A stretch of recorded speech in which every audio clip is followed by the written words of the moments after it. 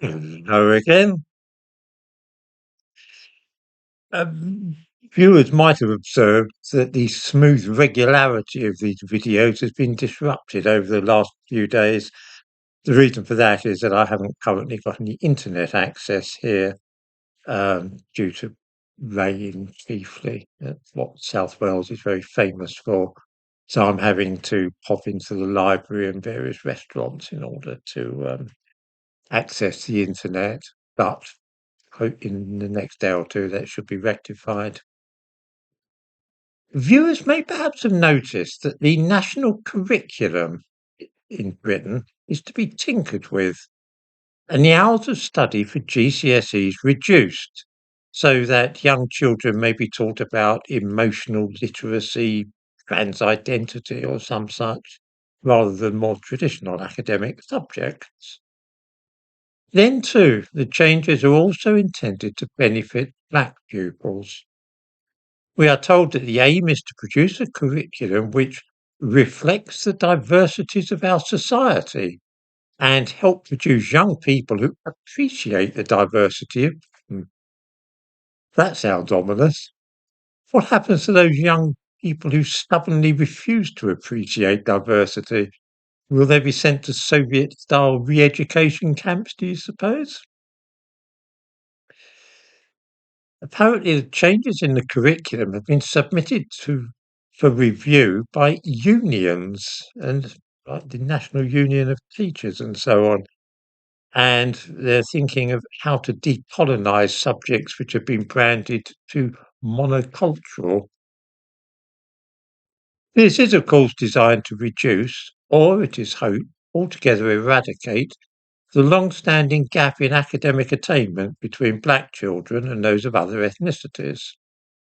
At school, and then later at university, black students are less likely to gain good A levels or first class degrees than white students or those of Indian or Chinese heritage. It is thought that showing them pictures of famous black scientists and inventors will go some way towards achieving this end.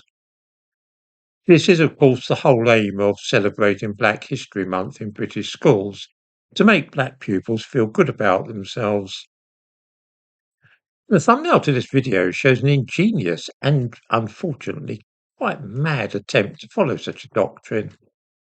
It shows three pictures of supposedly famous and accomplished 19th century authors on the wall of a classroom in a further education college in East London where English literature was being taught. The college in question has many black students from London boroughs such as Hackney, Redbridge, and Waltham Forest. And the idea was to give the black students a little bit of a boost. We see Mark Twain and Gustave Flaubert, deservedly famous white authors of the 1800s, and also a black man called Solomon Northup. We are invited to believe that he was a contemporary of Mark Twain and Flaubert and also a great writer.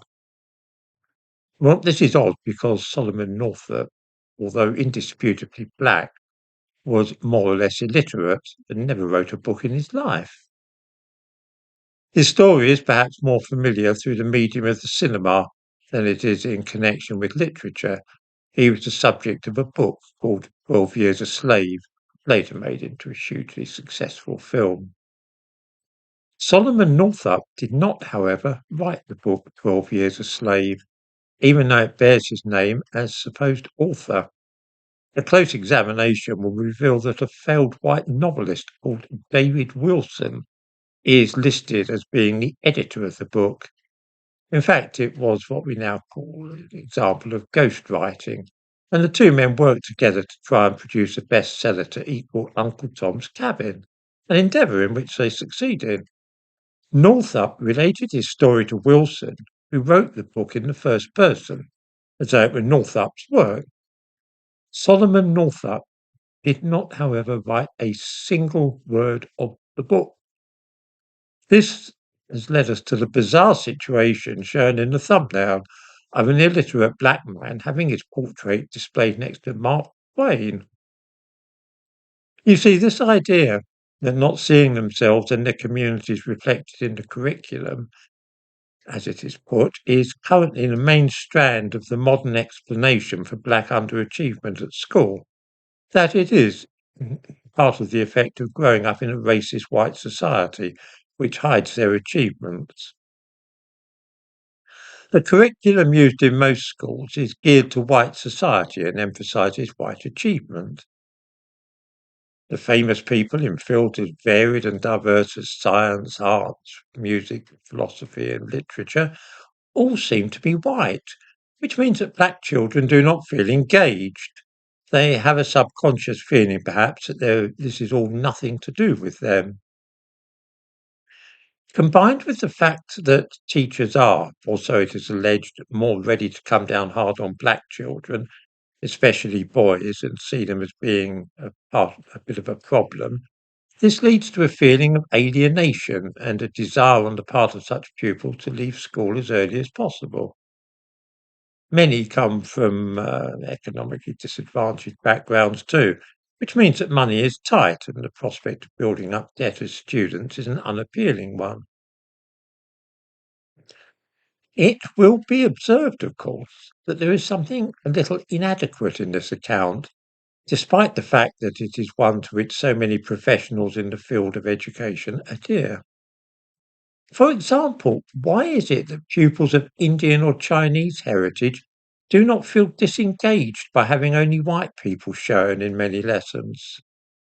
Pupils of Chinese origin do not need to be shown images of Confucius or Mao Zedong to get them to do their homework, nor do those from Gujarati Indian families need their history to be emphasized in school.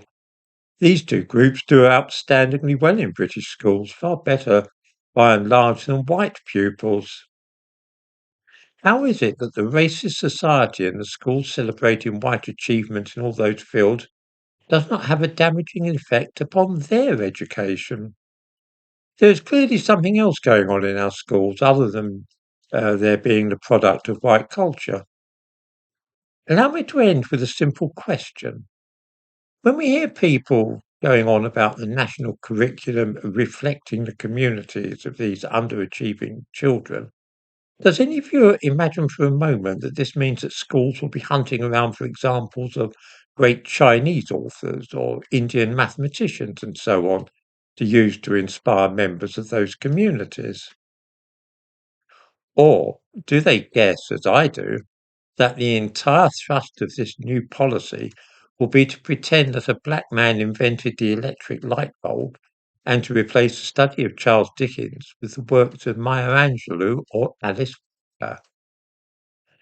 Will it be aimed generally at ethnic minorities, or will it focus almost exclusively upon black history?